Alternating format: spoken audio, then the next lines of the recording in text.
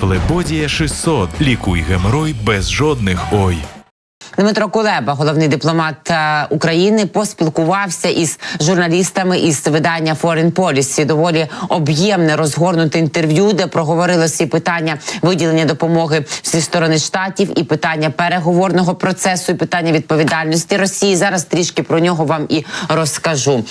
Кулеба стурбований, зокрема, тим, наскільки довго триватиме, враховуючи політичний цикл, певні такі непорозуміння і сум'яття в самих Сполучених Штатах, але впевнений він, що яким би не був результат політичних дебатів у Сполучених Штатах, ставки для Сполучених Штатів у війні тут в Україні надто високі, що Вашингтон міг її вивести в будь-якій формі. Також його спитали, коли востаннє виступали на Мюнхенській конференції з безпеки в лютому, то постало питання потенційного президентства Трампа. І наскільки зараз хвилюється Кулеба про це, запитали його. На що він відповідає? Слухайте, я українець, який лягає ввечері спати, не знаючи, чи прокинуся завтра зранку, тому що летять ракети. І ракета може потрапити в мій будинок вночі. Якою буде реальність, якій я прокинуся, ставить питання Кулеба. Мільйони українців відчувають те саме. Тож останнє, про що він хвилюється, це результати виборів в інших країнах, каже він. Навіть у таких, як наш найважливіший союзник, Сполучені Штати. І це не тому, що він не поважає чи ігнорує політичні події, а тому, що ми живемо в таких реаліях, коли дійсно не знаємо, як зустрінемо завтрашній ранок. Просто життя навчило нас бути готовими до будь-якого розвитку подій, виживати і перемагати за будь-яких обставин. Ви не можете собі уявити, каже Кулеба, скільки разів за останні 2 роки нам казали відмовитися від ідеї повного вступу до Європейського Союзу. Навіть наші найближчі друзі радили нам іти на напівзаходи та йти на компроміси. Ми цього не зробили, і ми на шляху до членства. Ви не можете собі уявити, каже Кулеба, скільки людей за останні місяці говорили нам: не наполягайте на тому, щоб пакет військовий обговорювався Сполученими Штатами в його нинішньому вигляді. Ідіть на компроміси, щоб отримати це. Ми цього не зробили, тому що знаємо, що коли справа доходить до питання виживання, ви повинні бути жорсткими і готовими до будь-якого сценарію. Ви повинні наполягати на плані А, який є найкращим планом для вашої країни. Це дипломатія військового часу, і це відрізняється від класичної дипломатії. Республіканці, каже журналіст Foreign Policy, намагаються зблизитися з деякими аспектами зовнішньої політики, але саме Україна найбільша розбіжність серед них. Як реагує Кулеба на те, що коли ми просимо більше патріотів, але нам не дають їх так багато, при тому, що вони є і в Америці, і вони є і в наших інших західних партнерів. Кулеба каже, давайте спочатку подивимося на срібну лінію. Коли я дивлюся на голоси членів республіканської партії і оцінює їх, то робить він наступні висновки, що насправді в нього не складається враження, що згадана думка про те, що Україна є такою лінією розбіжностей серед республіканців, вона представляє більшість. По-друге, каже Кулеба, якби війна була тільки математикою, ми б з вами сьогодні не спілкувалися, тому що посади міністра закордонних справ України вже не було б. Ми б вже програли війну. Подивіться на карту та на розміри країни, яка напала на Україну. А потім подивіться на розміри України. За чистими математичними підрахунками, розрахунками нас мали би проковтнути. Це насправді був прогноз найкращих військових і політичних аналітиків напередодні вторгнення. Кулеба нагадує всім, що в нас було від 7 до 10 днів нам давали, що все було зроблено, і партнери прийшли на наші похорони з урочистими промовами про важливість поваги до міжнародного права та порядку, заснованого на правилах. Але бачимо, що ми вистояли, і ніякі 7-10 днів не стали для нас перешкодою, і помилилися ті, хто розраховував, що ми протримаємося лише такий час. Тож Кулеба продовжує і наголошує на тому, що це підводить його до третього аргументу. Незалежно від того, республіканець ви чи демократ, ви повинні пам'ятати одне. Безпека та процвітання Америки випливає з поточного світового порядку на загал. І якщо цей світовий порядок перестане існувати, безпека та процвітання американських платників податків одразу опиниться під ударом. І якщо ви не можете задовольнити військові потреби, якщо ви не можете виробляти достатньо перехоплювачів, щоб допомогти Україні виграти війну проти країни, яка хоче зруйнувати весь світовий порядок, розвиток, то як ви збираєтеся перемогти у війні, можливо, проти ворога, який сильніший за Росію? Думайте на 2 кроки вперед, радить Кулеба. Люди наводять найнеймовірніші аргументи, щоб пояснити, чому Україна не заслуговує на підтримку. Але дуже простий факт. Якщо ви програєте в Україні, це матиме ефект доміно.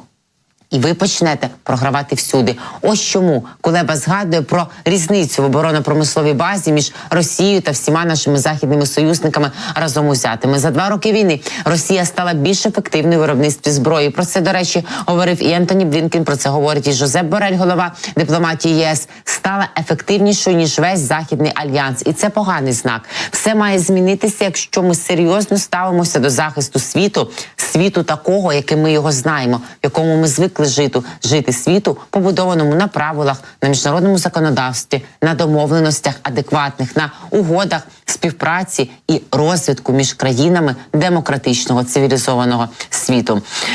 Також запитали Кулебу, як йому умова нещодавньої угоди про допомогу, що адміністрація Байдена повинна подати Конгресу стратегію щодо України протягом 45 днів. Каже, як би на вашу думку, якби вас питали, якби ви радили адміністрації Байдена, мав би виглядати цей план?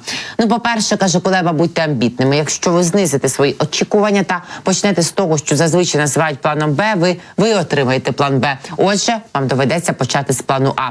По-друге, перестати дивитися на Україну через призму відносин з Росією. Кулеба усвідомлює, що все ще існують ідеї про те, що незалежно від результату цієї війни, Штати повинні будуть підтримувати відносини з Росією, тому слід уникати повного спалювання мостів. Але ви не зможете дозволити собі будь-які належні відносини з Росією, допоки нею керує Путін, тому що він зробив свій вибір і цим вибором є війна. Бачите, ми говорили буквально годину тому із Ігорем Яковенком, російським опозиційним журналістом, і завжди говоримо з Ігорем Ейдманом, соціологом і політологом з Німеччини, що для Путіна війна, яку він розв'язав в лютому 22-го року, повномасштабну, пройшовши для себе точку неповернення, є зараз тим єдиним базисом і плацдармом для його виживання як істоти на загал, ще істоти, яка хоче буцімто вдавати далі вигляд, що вона керує якимись процесами на території Російської Федерації, але в нього немає. Він їде на автівці зі зламаними гальмами. І ця військова машина везе його в одному напрямку, в напрямку війни. Він не може, про що ще більше року тому писав Томас Фрідман, тричі лауреат Пулітцерівської премії та журналіст, не може Путін взяти і повернути кудись. В нього немає шляху ні направо, ні наліво, ні назад. В нього є один – вперед. Вперед війною, тому що інакше це його повна, тотальна і миттєва загибель. Тому він і продовжує цю війну, а не денацифікація, демілітаризація і інші його хворобливі заяви про те, що НАТО атакує Росію, а вона так захищається. Якщо хтось думає, продовжує Кулеба, що тут він нарощує свою оборонно-промислову базу лише для боротьби з Україною, Путін, тобто, то він абсолютно помиляється. Отже, розглядайте Росію при Путіні як тотального ворога. Третій момент. Розробляючи свої стратегії, шукайте проблеми на своєму боці, а не на боці України. Запитайте себе, що ми робимо не так, якщо не можемо допомогти нашому союзнику перемогти. Покласти всю відповідальність на плечі України означає свідомо відмовитися від власної відповідальності.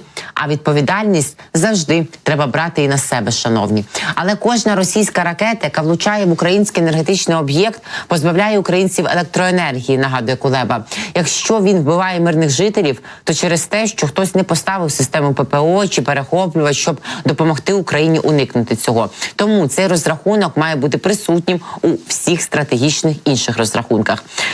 Продовжує оглядач Foreign Policy, пропонує поговорити Кулебі про дипломатію і зауважує, що Україна навряд чи отримає офіційне запрошення до НАТО на саміті у Вашингтоні ювілейному, 75 років Північно-Атлантичному альянсі. Нагадаю я, запланований він вже на липень. Київ також хотів стати членом об'єднаних сил, які є очолюваними Великобританією, багатонаціональним військовим партнерством, але, здається, Вашингтон не дозволить і цього. Який сигнал все це посилає Росії?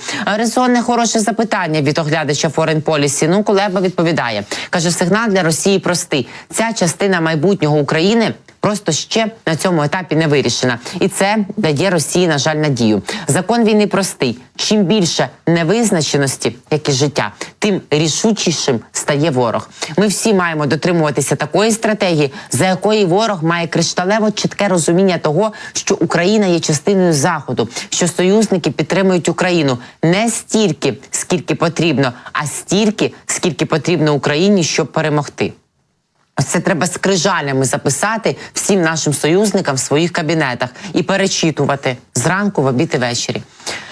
Продовжує оглядач Foreign Policy, каже, що не назвав дві дипломатичні речі, яких Україна не отримає цього літа. Але давайте поговоримо про те, що може отримати. І тут у нас є важелі впливу, оскільки буквально у нас є такі лінії, Європа за це вдячна. І запитання таке: якби Брюссель міг вимагати щось від Америки, від вашого імені, те, що Вашингтон міг би зробити без повторного залучення Конгресу, щоб це було? Ах, який інтригант. Я думаю тільки про одне, говорить Кулеба, про те, про що ми з вами говорили і першої години, це протиповітряна оборона. Бо протиповітряна оборона – це те, від чого залежить наша економіка, наші міста та життя наших цивільних. Мені набридло, каже він, закликати світ працювати більше, подвоїти, потроїти роботу над цим, тому що всі знають, де, в кого знаходяться ці системи. Всі знають, що потрібно зробити, щоб доставити їх до України.